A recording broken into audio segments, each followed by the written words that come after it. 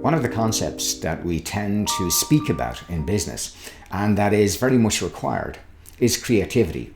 But the challenge is we really only spend and pay lip service to it.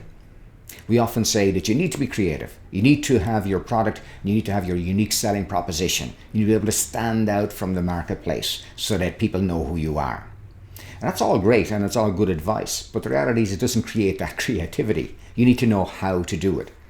For you to be creative, you need to be able to create a space to allow creativity to happen.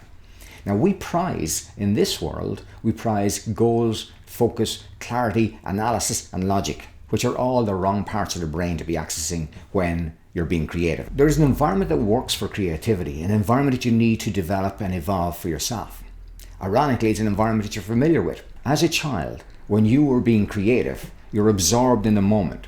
Creativity requires that absorption in the moment that is timeless. So for you to be able to be creative, you need to create a space that is going to be free from interruption.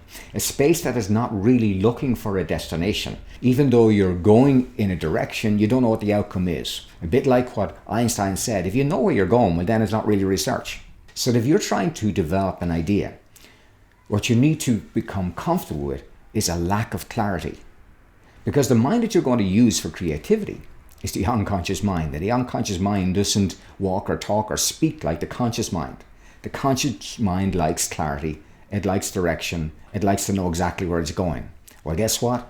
The unconscious mind is the mind that you need to tap into. The quickest way for you to get to that dreamlike space, which is really the unconscious, the imagination mind, is to bring your problems to bed with you.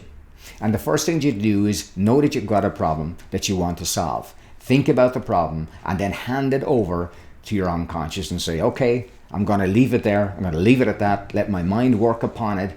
And don't be surprised that when you wake up in the morning, that your mind, which is a problem-solving instrument anyway, and a creative force, will have come up with new ideas and new ways of actually solving it. The best way to be creative is to detach from the process of clarity and allow yourself to get into that playful, dreamlike state that you're used to being in as a child, and you'll come up with more new ideas much more effectively.